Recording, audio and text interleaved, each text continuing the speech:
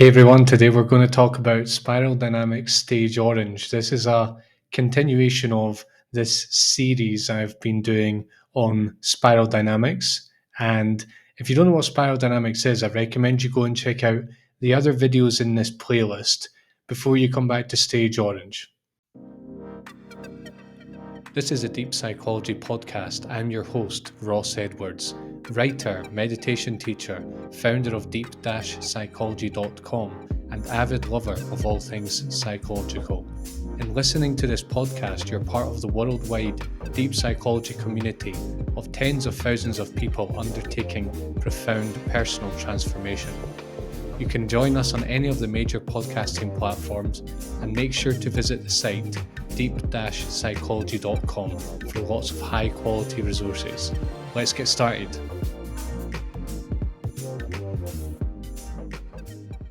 So what we're going to cover, we're going to cover the key aspects of Orange, how to identify Orange in yourself, how to identify Orange in human history.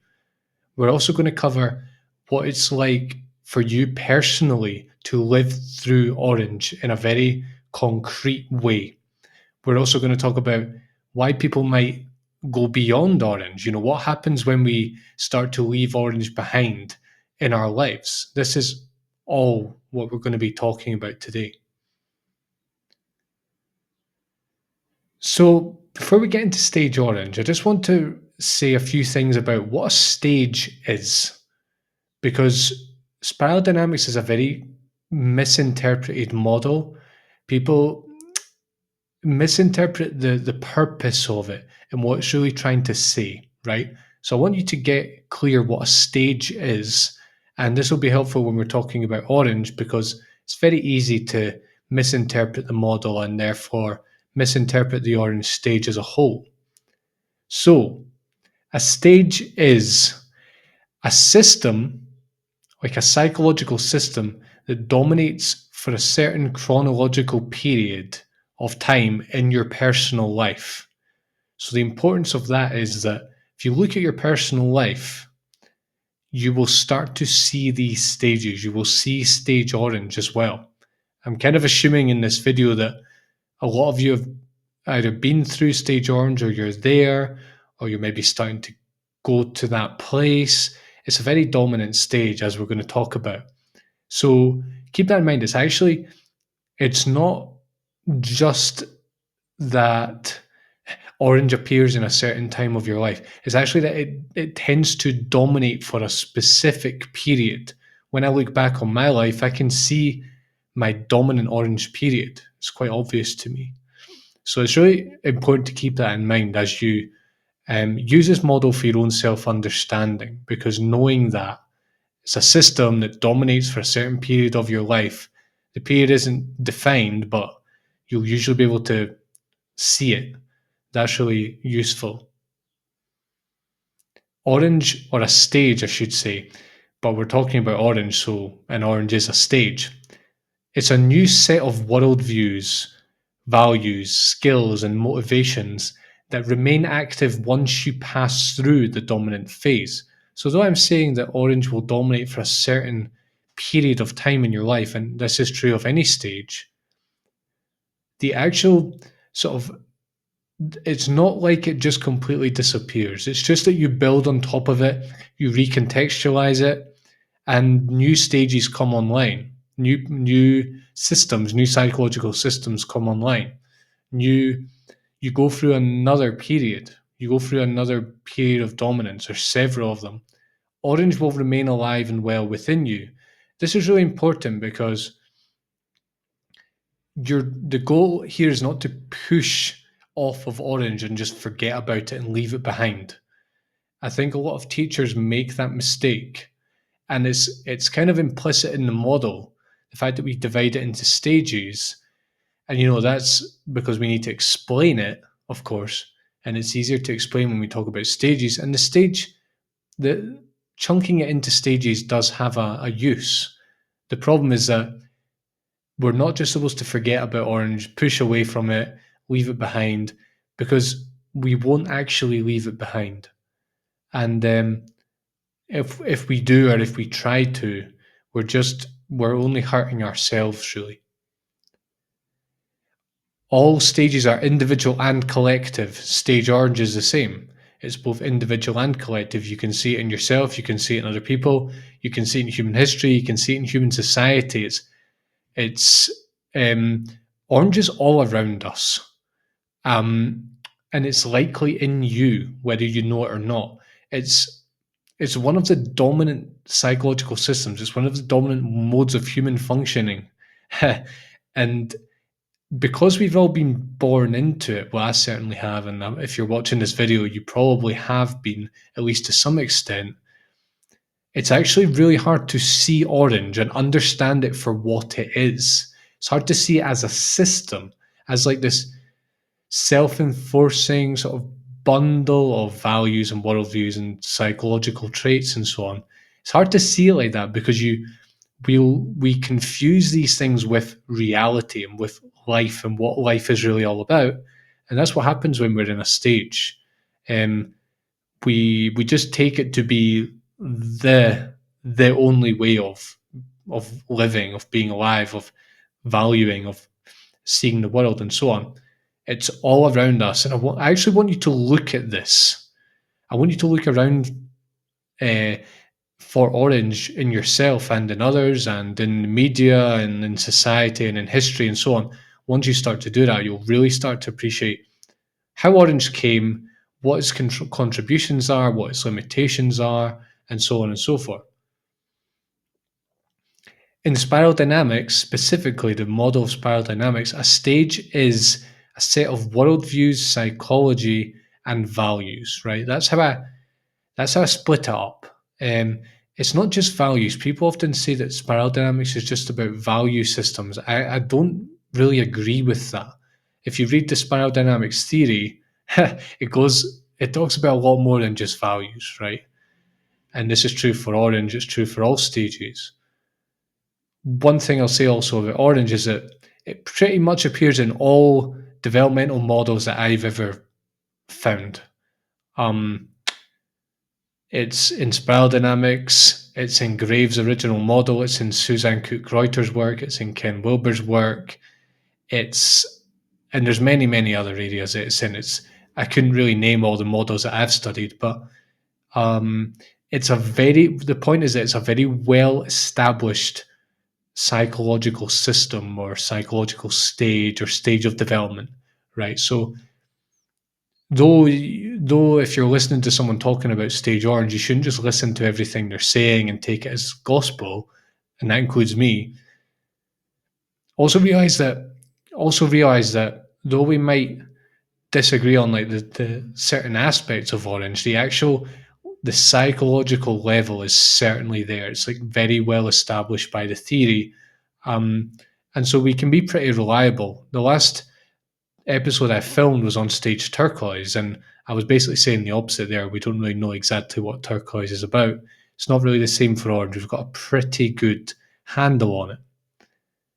And the last thing I want to say is that in terms of stage orange, we're going to now transition to talking just general terms what stage orange is that, as I said, because stage orange is so rampant and we're born into it and it's kind of misleading and an exaggeration to say that we're indoctrinated into orange, because we're always going to be indoctrinated into some level of psychological development, depending on where we're brought up and depending on the zeitgeist and so on.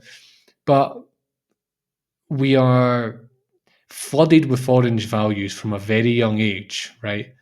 And what basically happens is that orange will influence pretty much every facet of our lives. If you're like a normal, sort of average person in first world society, developed society, industrial country, or informational, you're going to be dominated by orange in many important ways. And unless you sort of go beyond what is around you, it's going to infect your value system, your worldviews, your motivations, your what you hold to be true, how you understand what truth is, how you understand what life is, how you understand what relationships are. Right? It's it's so all encompassing that it's hard to even begin to describe how all encompassing it is. Let's just say that if it affects everything that you do and everything that you think.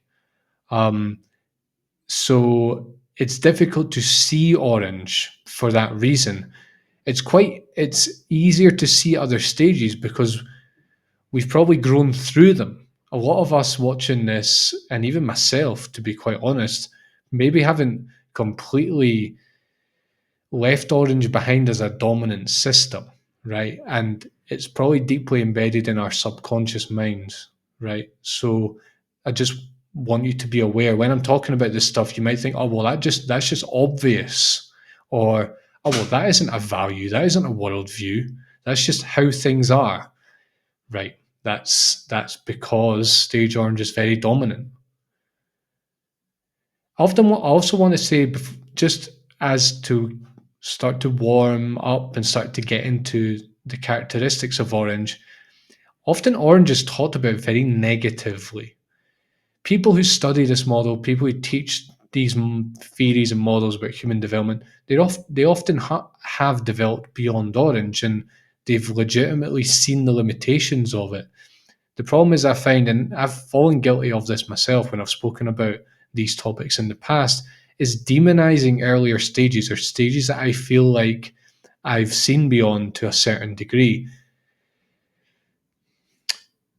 All stages are very important, and you cannot really function without them. I'm not saying, okay, if we're talking about more advanced stages, possibly we can. Functioning without orange in certain societies is not really an option. And orange isn't an unhealthy system in and of itself. It can look very unhealthy and over the top and exaggerated and sort of like disgusting when you quote very obvious examples that are easy to pick on, easy to ridicule, right? So I'm going to try not to fall into that trap. And obviously, I'm going to bring in my own biases here, my own allergies to orange, my own addictions to orange. I just want to say that I will try to minimize that as much as possible, and I'm going to just encourage you to realize that I will not have a perfect relationship to stage orange, right? So that's just a warning. I also want you to contemplate the fact that before orange comes online, that none of the characteristics and skills and the pros and the contributions of orange exist for you. None of them exist for you. Um, it's easy to take these things for granted.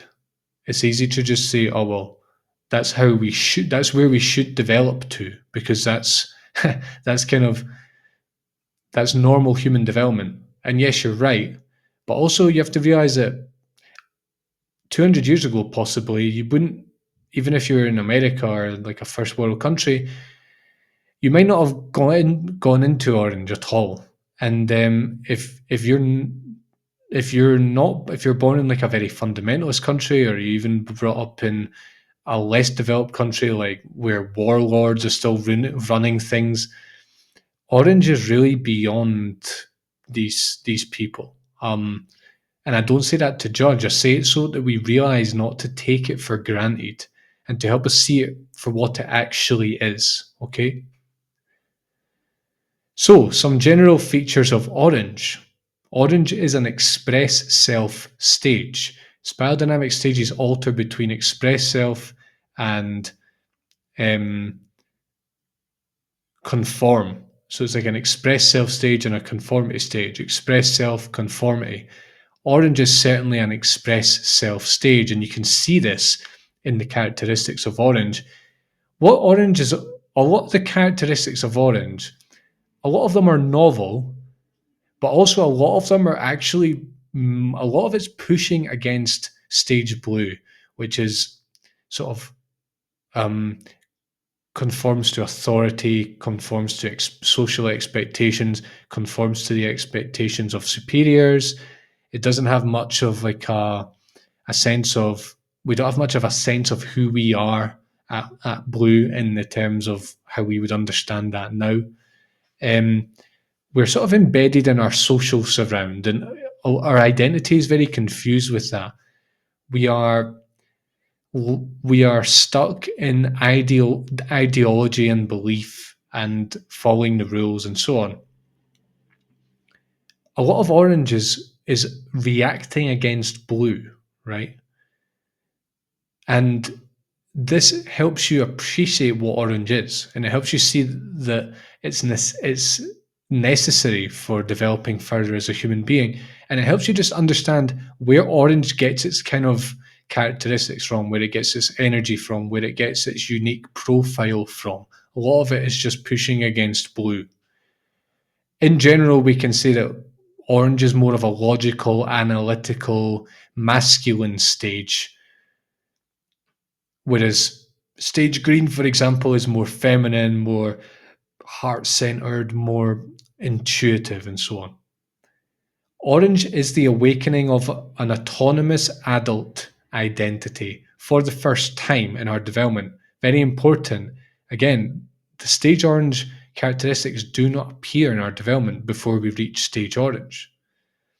It's a huge stage in Western democracies in the first world.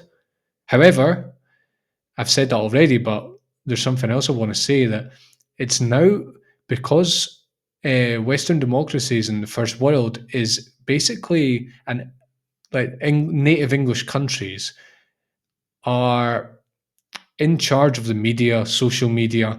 That's where all the new technology comes from. That's a lot of innovation comes from there. And even the countries that aren't, say, native English and they're not maybe fully first world countries, the innovators there are they're coming from Orange, a lot of them, and they've absorbed Western culture. What's my point here? The Orange is, if you look across the globe at sort of media and entertainment and world views, Orange is extraordinarily dominant. Um, Obviously, there's a big traditional strata, and there's pre-traditional strata, and there's post-orange as well. But in terms of like what is most in your face, I'd say it's probably stage orange, right? And again, that's why it's difficult to see it as a stage of development, because it's just all around you, right? Can the fish see the water? No. Can you see orange? Not so easy to see orange. Orange is also called achiever, it's called rational, it's called strive, drive. All right. So we're going to be using these terms like achiever, rational, strive, drive um, over and over again in this talk. And I just want you to know that these are basically other names for orange that give you an idea as to what orange is really about. All right, let's go now into a lot of detail into the characteristics of orange. And we're going to divide this section into two parts. We're going to do individual characteristics, sort of orange traits that you can see in yourself and you can see in other people. And also, we're going to talk about collective orange. Where did orange begin? What were the first appearances of orange in human history? And what does orange look like now? How can you look around you at culture and society and see orange, right? And both of these are very important. We want to carefully separate them. They are obviously not really separate. The way you express orange is a result of how orange has sort of developed as a psychological system over time. And it's also an effect of how your culture expresses it, right? But I also don't want you to mix up individual orange traits from collective orange traits. I find that people often don't make this discrimination and it can be quite confusing. So I'm going to be very clear about it. Let's start with individual orange. What are the world views, the psychology and the values of an individual person in stage orange? Well, let's talk about when it tends to appear, right? So if you're living in like a modern democracy, it tends to come up in your teenage years when you start to push against the authority of your parents. Now, this might not come up in your teenage years. It might not come up until you've actually left home. It might not even come up at all for you, right? However, when you start getting this identity and you start saying, well, don't tell me what to do. I want to do this. I want to go and see my friends. I want to go out with this person or date. If you're in America, we say go out with someone. In Britain, when you start getting a bit of an identity when you're a teenager and your mum and dad start to despair a little bit, that's sort of the beginning of Orange. It's the beginning of your autonomy, right? It's leaving home. This again, you don't have to necessarily leave home to start to move into Orange dominance, but it helps. And you might leave home and never actually move into Orange dominance. You might still remain very embedded in, the values you've picked up in the very early years of your life, and in sort of your family surrounding and your home environment. Well, that's fine. You can not leave home and still leave home emotionally. You can start to move into Orange and start to develop your autonomy, start to develop your own likes and dislikes and way of doing things, your own ideas about what life is about, without necessarily separating from your family, right? But we can say that leaving home emotionally, not necessarily physically, is sort of the start of stage Orange. Robert Keegan calls this the self-authoring stage. And I like this term because basically, up until this point in our development, remember that self-authoring, that trait, for example, did not exist for us up until this point in our development. And basically, up until now, where other people basically run our life for us. And we feel like we have a sense of identity, but really our identity is very much enmeshed with theirs and their own ideas and their own values, worldviews, their own life history. And we aren't sort of writing the novel ourselves. We're other people are essentially making all our decisions for us. So this is the beginning of ambition. It's the beginning of autonomy. It's the beginning of taking charge for your own life. And it's the start of you building the life you want. It's the start of you knowing who you are and what you value, what you like, what do you want out of life, and so on. That also isn't an absolute given, by the way, because Orange isn't the only express self stage. There's Yellow, which is two stages ahead of Orange, is also an express self stage. But let's just say it's the beginning of like real making choices and sort of planning and becoming ambitious and becoming autonomous and so on. All right, now let's talk about the quintessential Orange worldview. So at Orange, we believe that the world is measurable, objective, physical, three-dimensional, predictable, and linear. I shouldn't really say believe. I use that word a bit frivolously there. What we should really say is that this is how we perceive the world to be. Before this, we did not see the world in this way. For thousands of years, human beings did not see the world in this way, right? So what happens is a new world comes online for us, right? We suddenly realize that we can measure things, that there is actually objective facts, that the world is physical, that it's predictable, it's linear, past, present, and future, and so on, right? And as we see when we talk about collective orange, this is really what science is based on, modern science, right? Without this worldview, there is no science. It's also a secular worldview. Crucial thing to realize here, secularity and sort of the lack of divinity in the world, this starts to become a self-evident truth at Orange, right? This is why, basically, let me just step back a little bit. When we move into Orange, it's not just that we adopt a better idea of the world being free of divinity or of it being measurable and objective and physical. It's actually that it's self evident that the world is that way. That is how the world seems to us, right? And that's why these stages of development are so incompatible sometimes because the worldview is fundamentally different.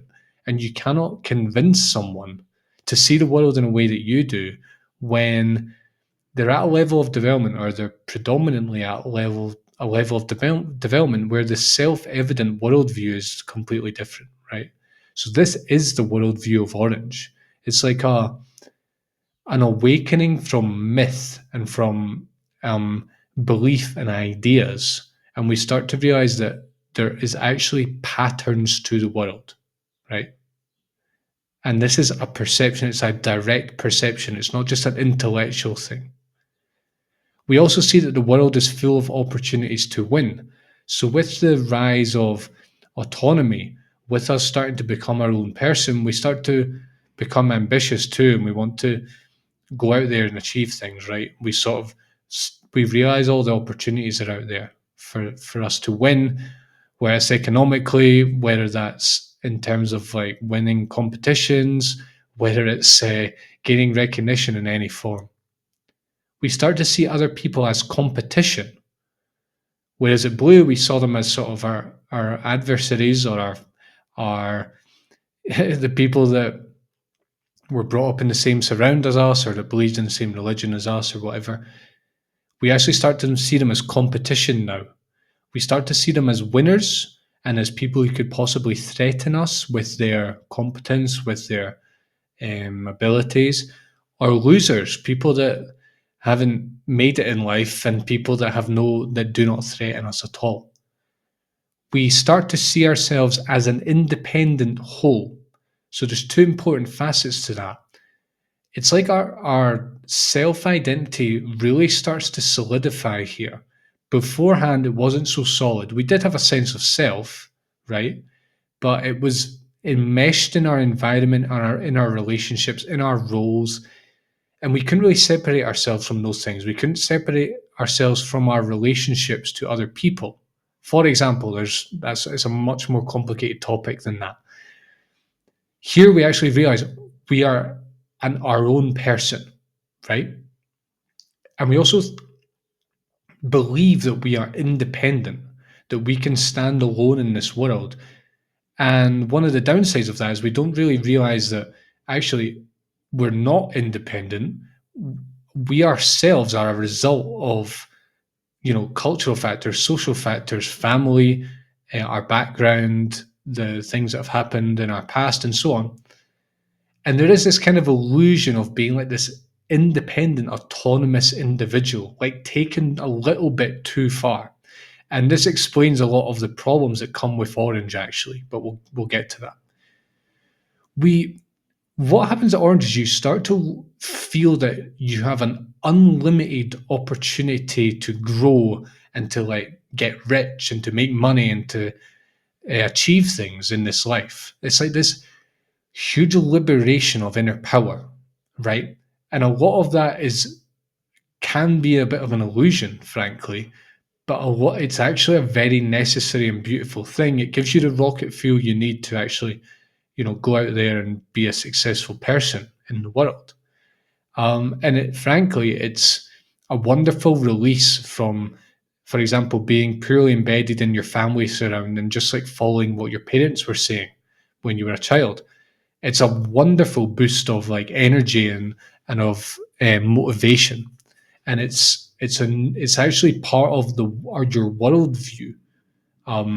I want you to realize that this is how the Orange world seems. We start to realize that this life is what matters. Obedience doesn't matter. The afterlife doesn't matter. So if we were brought up in like a strong fundamentalist religious background, pre-Orange, we probably believed that the afterlife was what was important and we should sacrifice for the afterlife, right? Or if you were brought up in a secular environment, but pre-Orange and before became Orange, you probably believed that what was important was to be a good little boy or a good little girl, or to be a good citizen, to be like an upstanding citizen, to never break the rules, and so on. At Orange, we basically start to think that this life is what matters. Here and now is what matters. I'm going to make the most of my life. I'm going to enjoy my life to the full. And of course, as I said, this seems very obvious, but for thousands of years, people did not see the world in this way. for so many reasons that I can't get into now. We start to believe that humankind can be perfected through technology and science. Our worldview is scientific, rational, objective, right? So we really start to believe in science. We really start to take science very seriously, to listen for objective truth, to become skeptical, to want evidence for things, to not just take truth blindly from people who say that they know more than we do, or people that put themselves above us in some sort of hierarchy, which is a wonderful thing. It's a psychological development, it's a worldview development, it's a shift in how we make meaning, it's a shift in how we make sense of life. However, we can become very dogmatic. Any stage we can sort of overdo it and take it too far. And Orange, and I know because I was like this, where and it's very easy nowadays to get to do this because of our education system, because intellectual knowledge is very valued, because science is very revered, rightly so. But we can basically become scientific dogmatists. Basically, sign we can fall into scientism. We start to think that brains and atoms and the Big Bang are all that is really real. Nothing else is really real. Everything is just like a byproduct. Our entire psychology, our biology, our all our desires is just a brain. It's just synapses. Or the entire world is just atoms. It's just tiny little bits of meaningless matter after all. Or all of this was all just like it all came from a meaningless explosion 14 billion years ago. So this is sort of scientism, where we start reducing everything to what science tells us is true and most fundamental. Of course, without realizing the dramatic metaphysical limitations of what we're doing. Our worldviews can even become that the world is meaningless. It's all just random. It's infinite. It's like an infinite boxy physical 3-dimensional universe, right? There's nothing else really to it. That's all it is.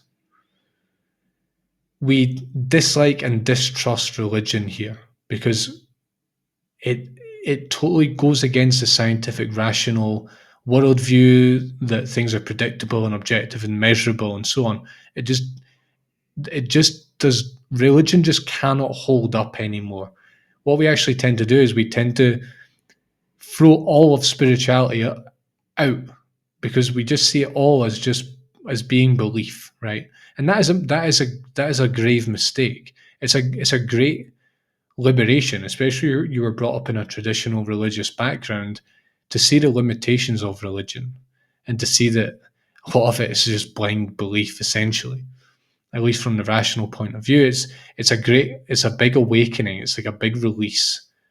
But also, we can fall into the trap of just demonizing spirituality and not realizing that there's levels of spirituality that have nothing to do with belief. However, we can also feel a certain awe for science. We can feel a certain awe for the cosmos, looking at the stars at night, looking and realizing how many light years we are away from the next galaxy, how far away the sun is, how the sun is just one of billions of stars in the universe. So that there is a kind of deeper meaning there, but it's all related to the physical world and sort of the measurable and the scientific paradigm.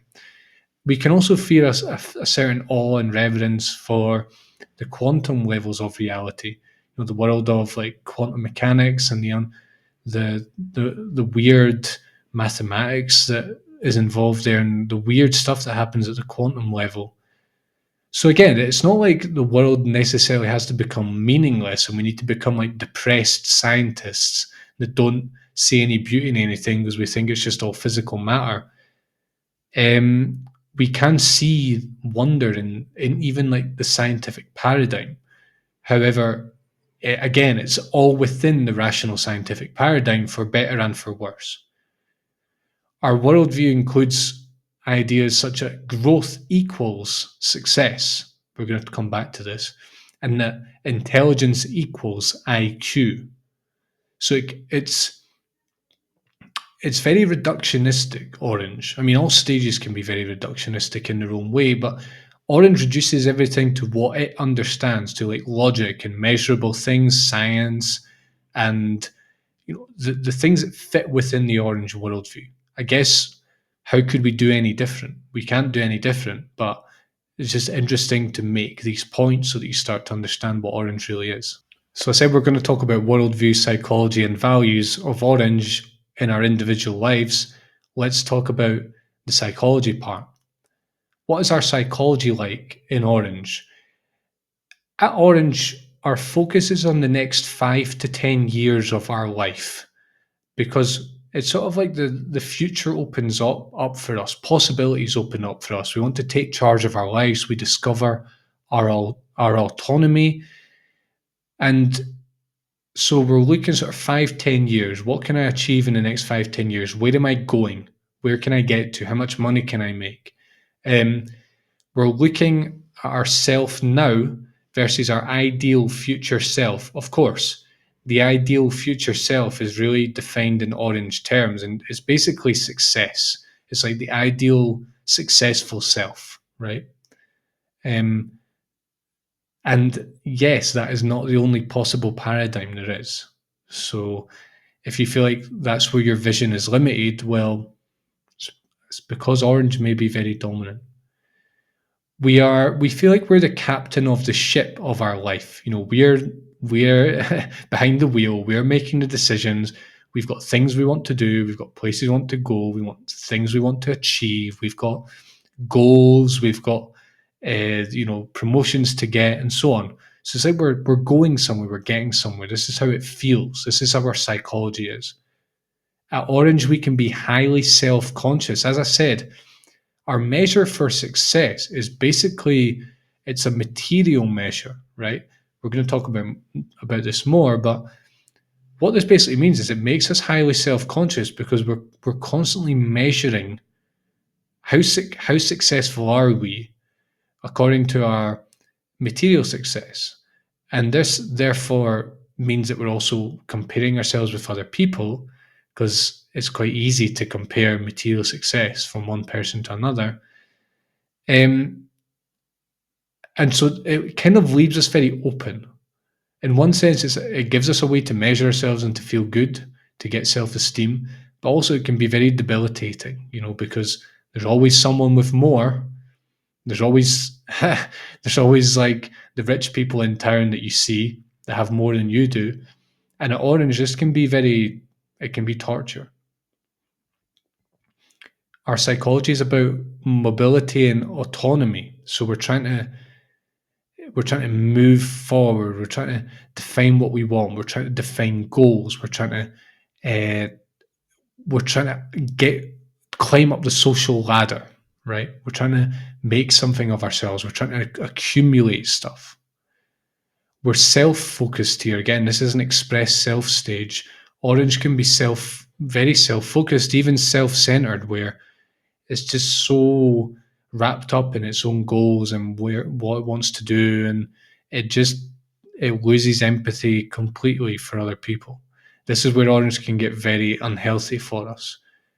We can be very self-critical because when we don't live up to our own goals and what we want and our targets for the next 5 or 10 years, it can just be a great source of suffering because we feel like we've failed, we feel like we've wasted our lives, we start regretting, and so on. We want to improve ourselves and break free from traditional shackles. And it's one of the great things of Orange that we actually realize we are our own person. We're not defined by our family, our nation, where we brought up, our religious group, our school, the values that we were brought up with. It's like we are our own person and we want to make something of ourselves. This did not always exist in human history. For a long time, it didn't exist. Not so long ago. It's a gift to be able to like define the ability to build up your own life, to build up your finances, to go out there and achieve things, and to build things, and to start businesses. This is just it's very new. It feels As I said, it feels very, you might take it for granted, but this did not always exist. We're open to introspection and seeing our blind spots. At previous levels, we just don't have like the psychological machinery necessary for this. Now we're starting to sort of understand our behavior. This thing we did led to that, which led to that, which led to that. And we're now starting to ask, we're starting to look at the reasons, we're starting to sort of tweak things and try and improve based on feedback. And this is really important if you want to be successful, of course. We are convinced that happiness equals material success. This is a crucial point right here. Isn't it true that that's how a lot of us view success, or that we view happiness? We think success is just material success, and we think happiness is when you achieve material success. Now, I'm not saying that material success isn't important, and I'm not going to say that it's necessarily that I'm not going to tell you whether to believe in that or not. I'm just going to say that be aware that it's like a worldview, it's an assumption, it's like part of your psychology. It's not the only worldview, it's not the only way to see life. However, as I said, in the modern world, this is kind of how we see things, right? Um, as I said, we want to integrate Orange. We want to realize that material success is actually pretty important, but maybe we might want to question this very simple equation right here. We project into the future. We start asking, where am I going and how am I going to get there? We can often fail to live in the moment because we're just so concerned with our goals and our targets and getting the next promotion and earning more money. And whenever you reach a goal, what you might realize is that you just start concocting more. So you're never really just.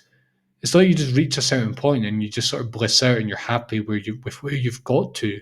What you'll find is that actually goals are just never ending. It's like a never ending dig for more and more and more. And this can be very maddening, quite honestly. Work life balance can be a problem because we just want to pump out. We sort of naively equate productivity with hours put in. We also want to uphold the image of, like being taking charge of ourselves, which is good, but also work life balance is a huge problem nowadays. Our psychology is rational and empirical and scientific. I've mentioned this before. We can become manipulative. Often in Orange, like the means, the end justifies the means. This is one of the more unhealthy manifestations of Orange. As I said, we're quite self-focused here. It's expressed self, and often we're willing to impose our goals on others. We're willing to reach our goals even if other people need to get hurt in the process. It's kind of like I don't really want to hurt you, but I will do it because I want to achieve what I want to achieve. I want to climb the corporate ladder, so I'll just do a dirty thing to my colleagues or whatever, because if I don't, I won't be climbing up. Family no longer has a huge cling on you. At previous stages, a lot of it, family really defines your identity in many ways. And you kind of feel like you have a separate identity of your own, but really, a lot of it is just, it's like you are your parents or you are your other members of your family, or you are basically defined by them. Here, you actually feel like quite disconnected from them. Um, you're able to sort of critique your family for the first time. We're determined here. Orange has a lot of power and a lot of motivation behind it. It wants to, it's autonomous. It wants to, get things done. It wants to go places, achieve things, and so on. Loss of control is a major threat to us here because it undermines our entire worldview and our self image and what we're working towards in life. If we're not in control, then we're not going places, we're not achieving things, we're not um, working towards the ideal self that we have. And so it's it's a big danger here to lose control. And also that we judge people according to their means and their success. It's sort of like we see the world as this giant hierarchy, and the people at the top are basically those with the most money, and the people at the bottom are those with least money. Because the people at the top are the happiest, the people with the most money are the happiest, and the people with least money are the most miserable. And this is how a lot of us view life. Like, that is literally the only variable involved. Um, and this is really it's the orange way of looking at things, because you're basically judging yourself, and you're structuring your entire life around your own achievement and your own ideal future self. And so, of course, that extends to your worldview, and your entire psychology is infected by this. All right, let's now talk about some of the typical orange values, the ideas you will have about what is important in life when you're going through orange. You value winning the game. You value being number one. It's like you always want to be the best at everything. I remember sort of going through this phase, especially at school, where I just didn't, I couldn't stand not getting the best marks for everything. Uh, and I think it's still part of my psychology. I've got a very competitive streak. And I think it's probably based largely in this phase right here. We value self rather than authority because, again, this is an express self stage. And look out for this in yourself, look out for this in other people. We value being the best we can be. And this, again, it's a self centered search. That might sound judgmental. I guess what the point I'm making is that we're not developing ourselves so that we can do something great in the world. Usually, we're developing ourselves so that we can get more. We value pleasure. We value living the good life. This is where you sort of you like you know, eating steaks and champagne and caviar and having like fancy clothes and brands and all of this. It's like the shiny stuff, the stuff that is worth a lot of money. This is where it really matters. It's when orange brightens. We value winning the race, being number one. We value making life easy for ourselves. So this is a collective expression too. We'll talk about that, but it's also it's kind of like at Orange, you're always on the lookout for the next best thing, I think. It's kind of like you want the best of everything, the best technology, so that life is as easy as possible. You want, you know, I talked about pleasure there, and the two are really linked because the from our perspective at Orange, the more pleasurable our life is, the easier things are, which you might start to question later on. We value freedom, and we're sort of allergic to um, government and bureaucracy and restrictions, and we want sort of free market, this kind of thing. We want tax reductions and so on, because we just see all of this stuff as a limit to personal freedom and the pursuit of self-interest. We value material possessions, and we value our image very highly. I just This is very crucial right here to realize that this is a value. It's not the only value. Um, you know, we really put a lot of stock in material possessions at this stage.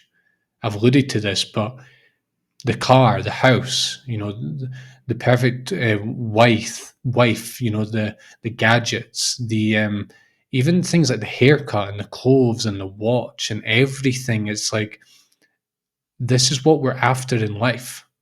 This is what we're after. We value independence rather than external authority. We value the end, not the means.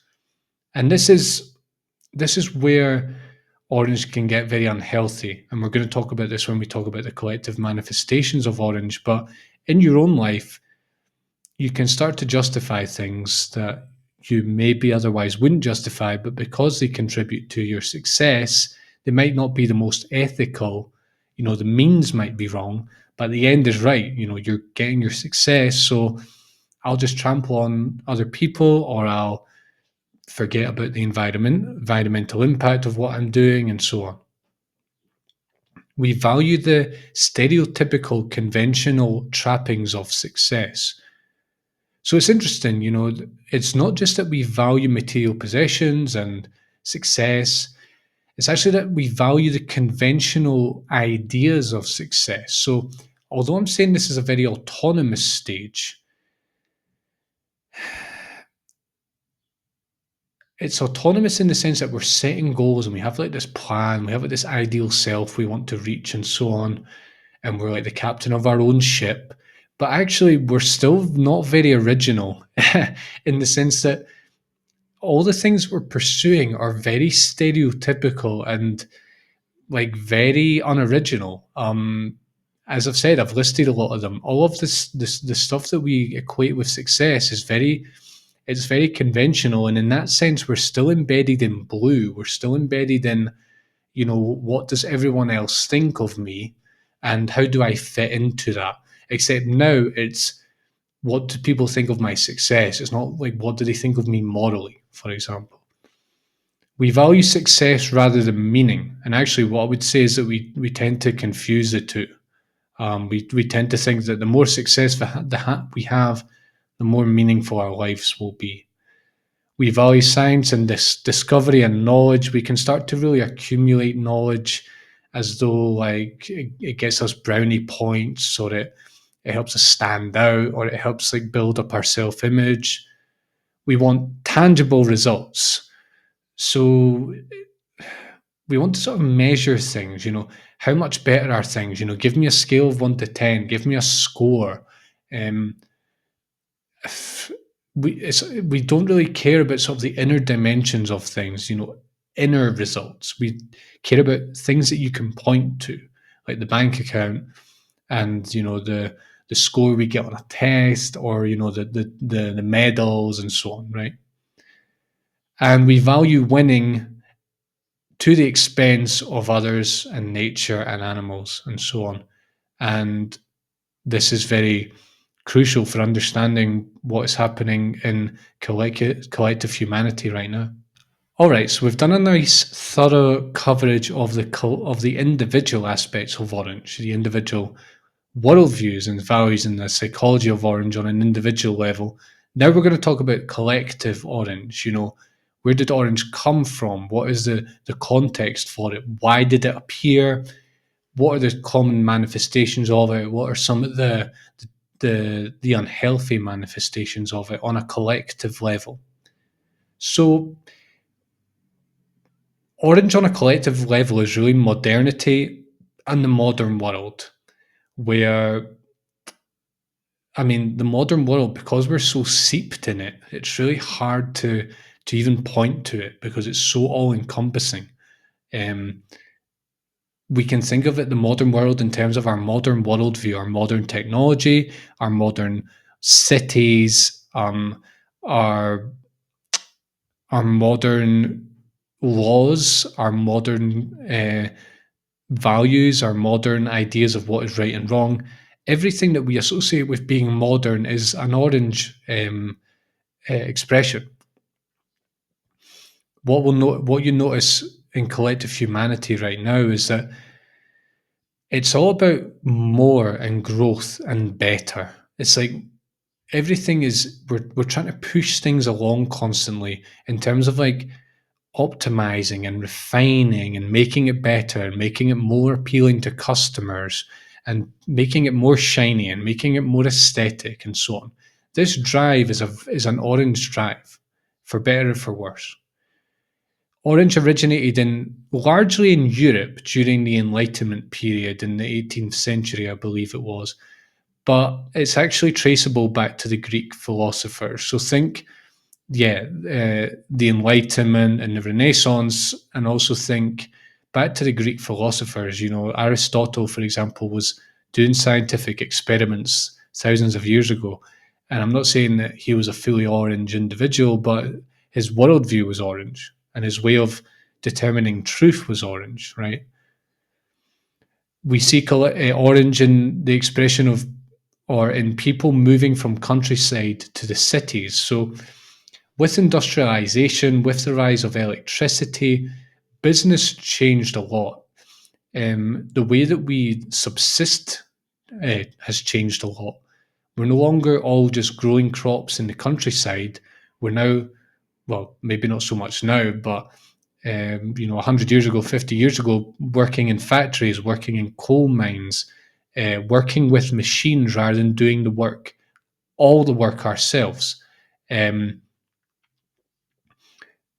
the rise of big business, the rise of huge urban centers where all the money is concentrated, that really wasn't such a big thing in traditional societies and agricultural societies. Most people were farmers.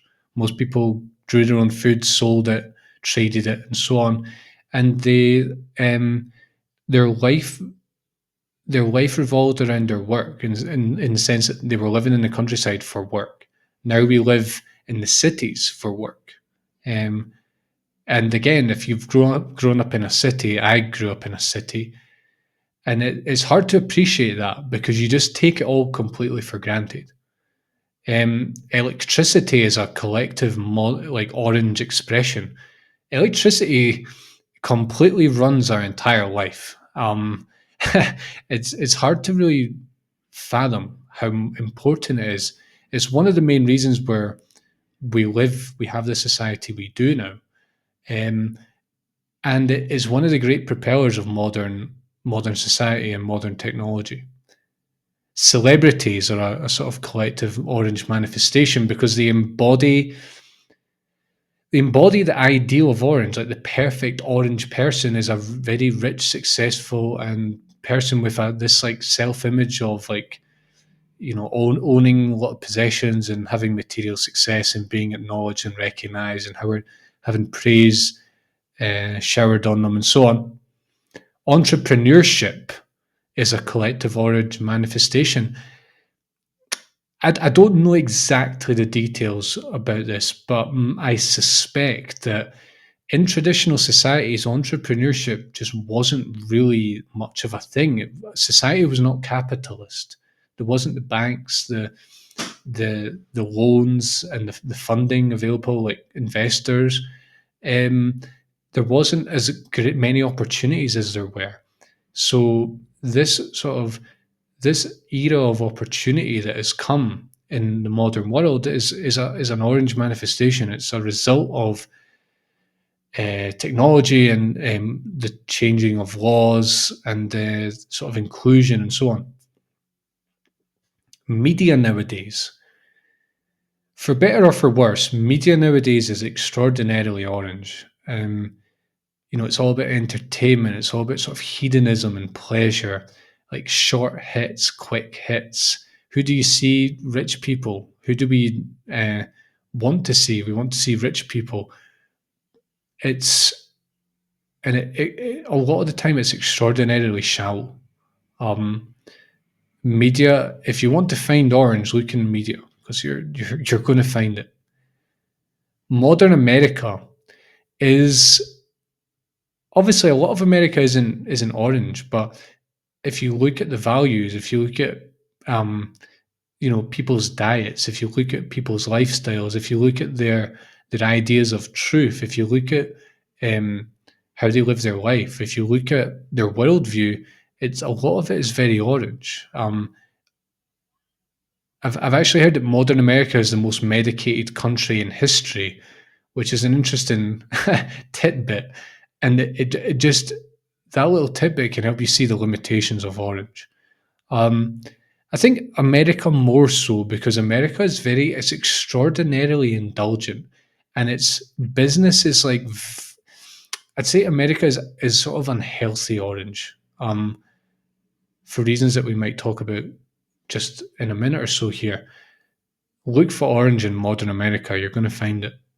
The self-help industry is a lot of it is very orange. It's about himself, becoming as rich as you can get. improving yourself, getting a better self-image, being able to afford more things, project an image of success and so on, for better or for worse. Another interesting collective manifestation of Orange is that in Orange societies, everything is monetized. Everything. It's like once Orange sees an opportunity, it wants to exploit. And if you look at society now, a lot of a lot of our a lot of the things we do at some level are monetized, right? Sport, medicine, big pharma, education, housing, even the most basic stuff like the water supply, um, the electricity supply, the gas supply. Obviously, it depends on what country you're in, but a lot of these are big business, and now we're seeing problems with this. Like we're seeing inequality is rising. We're seeing that education is being like ruined by big business. Big pharma is very corrupt. Hospitals in certain countries are very corrupt. The housing, I mean, I'm still young, and we are our generation is facing a lot of problems with owning property, and really I blame a lot of it on Orange. I blame it on over monetization. I blame it on monetizing people's property. People need places to live, and we've just monetized the shit out of it. We've turned it into a business. Now I'm also very open, and I realize that that might have some sort of importance that I'm not yet aware of. However, this is what Orange does. It just monetizes the shit out of everything and doesn't realize the effects that it causes and the sort of backfiring mechanisms involved, right? So, this is one of the things that throws us sort of repulses us about Orange is that it just monetizes everything, and everything is soulless and stripped of its even like food. Like a lot of the food we eat is not even food now because it's just been produced to make money and to appeal to our animal-like needs, and that is really an Orange expression. It's making money and to hell with the consequences. Modern business, capitalism and mobility and transport and trade and corporations and like worldwide business and so on, and like very tech-heavy business. This is an Orange expression. Technology, machines, mass production, modern medicine, where we give pills out for everything, and we view the human as like a sort of machine, as like this objective thing that we can understand, uh, and we reduce everything to sort of bodily processes. If you're in pain, well, it means that this chemical or you need this pill to stop you feeling it, and so on. It's based on a very reductionistic worldview, and a lot of the Orange worldview is very reductionistic.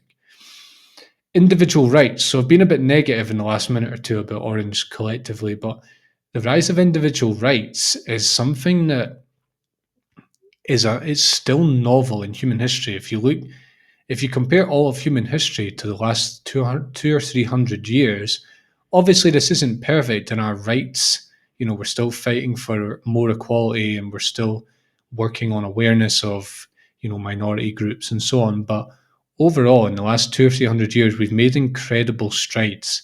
Even the fact of like ordinary people being able to vote, that is an Orange expression. Before, if you were an ordinary person, you were a peasant, you were out farming in the fields, and the elites did. I'm not saying the elites necessarily care now, but they didn't care then, and they had no obligation to care. Now, at least, we have the laws in place where they have to care, and people. We can argue about the pros and cons of democracy. I'd be willing to argue about that, but we're actually starting to see the limits of democracy now. But even the idea of giving people the right to vote, for example, and there's many others that I couldn't even like go into now. I'd have to do a lot of research, but the rise of individual rights is an Orange expression. Self-made millionaires and billionaires is an Orange expression because Before a lot of wealth was inherited, it was to do with social position. There was not a lot of mobility in society. If you were born into the wrong caste, you were struggling. And only in modern countries is that changing. And we take it completely for granted. Image and aesthetic, the modern aesthetic with the HD camera and the colors and like the design and like photography and choreography and the haircuts and so on. This it's a modern expression, the modern aesthetic.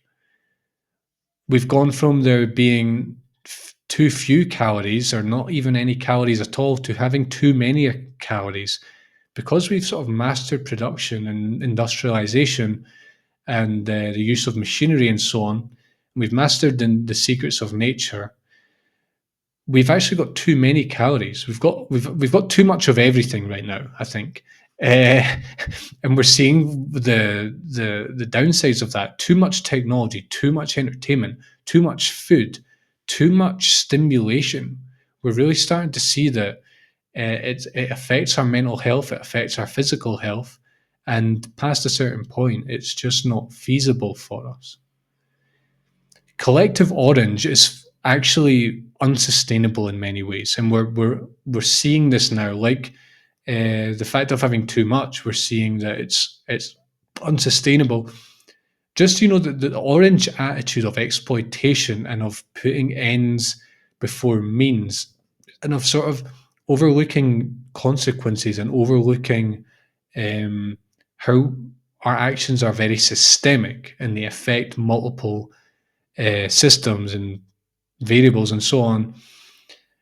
We're starting to see this now with like environmental degradation and animal exploitation and all the other unhealthy aspects of orange, like rampant inequality. So it'll be interesting to see what happens with orange because a lot of people are claiming that orange is kind of coming to the end of its life cycle. I don't know about that, but I know that we go through cycles collectively, and orange will not last forever. It won't last forever in its dominant form. And right now, we're struggling with a lot of the limitations of orange. We're in a quite a fascinating period, quite scary, depends on who you ask, but fascinating nonetheless. So much for the characteristics of orange in individuals and collectives. Now, as with all spiral dynamic stages, we're going to leave orange at some point if we continue to develop as people. Um, it's interesting because the leaving orange can be a particularly difficult period in a person's life. I mean, the end of all stages can be particularly difficult, but because we're entering green, which feels very different to orange, it can feel like you're kind of losing your mind a little bit. It feels like all your success and all your autonomies, all your autonomy drives, and all your this great plan you had, all your status seeking, it all starts to seem very hollow, and you start to look at it like, why on earth did I spend my life doing all of this? You might become very successful and you might realize that, my goodness, material success is not really real success. I don't really feel that happy. I did for a little while, these things, getting like a bigger house or a nicer car, like the new watch or the suit or whatever it is, it gives you temporary pleasure, but it doesn't actually change you. It doesn't give you um, a lasting sense of like transformation or growth, and you just start to get sick of it. So you can go into crisis mode, and you start seeing the limits of all this, and you kind of start to have the sense that things will never be the same again, which is true, but also you have to realize that you're actually changing stages. I say this because I've witnessed a lot of people myself starting to see the limitations of orange. They might have had like a successful career for a decade or two, and they've made a lot of money, and they've got like a house, and they feel like they've achieved what they wanted to achieve, and they actually feel very miserable, and they realize they've just been part of the rat race for 10, 20 years, and they've kind of wasted their life. And this is kind of stereotypical, but I would say it's stereotypical for a reason, because it's just part of the human growth journey. We over idealize success, we equate it with happiness, we over idealize, our personal goals and our, how happy we're going to be when we reach them. And so inevitably, we our short-sightedness is our own undoing.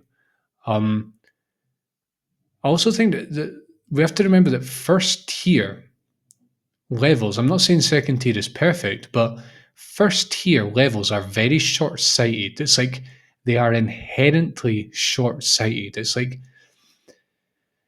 and sort of small minded. And I don't mean that as like to be critical. It's just a fact. It's just when you're at first tier, when your consciousness is really wrapped up there, you really think, like at Orange, you really think that if you just reach the pinnacle of success, that is it. Like that's all there is to life.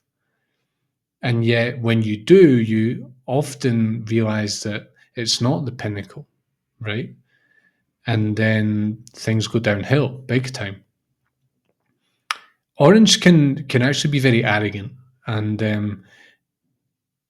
in its insistence on like science and rationality and logic, and on practicality and pragmatism, and on achievement and goal setting and all of this. It just um, totally inflates the value of these things, and it finds it very difficult to see other ways of doing things, and this ultimately leads to its downfall as well. When you leave Orange, you start to just get sick of Orange. You get sick of like the fancy dinners. You get sick of competing with other people. You get sick of doing like shallow business. You get sick of um, justifying ills. You cannot like justify getting a big wage in return for doing a job that isn't the most ethical in the world. For example, like all of this just starts to seem very whole. The idea of being successful just starts to seem very whole. You start to care about the environment and people and emotions. You start to look inside. You start to ask deeper questions like, what really is happiness? Um, is happiness an external thing? What about if I start connecting with others? What if I stop competing with others? What if I stop trying to be number one and start trying to help everyone else? Right. So I want you to look out for this shift in you, because if you're going to continue growing as a person, if you're watching this, I'm assuming you're interested in personal development. It's likely that at some point you're going to reach the end of Orange. And I tell you right now, it can be, if you're not ready for it, it can be very tough, and you might be forever stuck, sort of seeing the limitations of Orange, but never quite moving beyond them, because you're too caught up in like the crisis aspect, and you're not seeing that it's actually a shift into the dominance of green. It would be all right. So that's all I wanted to say about Spiral Dynamics Stage Orange. I've got an accompanying article on the website. Search Stage Orange on the website and you will find it. The website is deep-psychology.com. All right. Thanks a lot for watching. If you enjoy my channel, my videos, please support me on Patreon. I've got tons of free courses on the website, tons of free materials on the website. And I also do coaching. If you're trying to figure this stuff out, try to figure out your development, where you're going, where you want to get to, you're trying to understand your psychology, you want to more skillfully integrate Orange, you feel like it's lacking in your life, you want to move beyond Orange, you want to rehabilitate Orange, or if you just want to, work on yourself in any of the topics that I talk about, then do contact me via the contact page on the website. All right, thanks for listening to Deep Psychology, and I'll see you next time for another episode. Thanks for listening. If you liked this episode, please leave a review. And if you'd like to get in touch, you can email me at ross@deep-psychology.com. If you'd like to go deeper, head to deep-psychology.com for articles, courses, ebooks, and one-to-one coaching. Thanks for joining me, and I'll see you soon.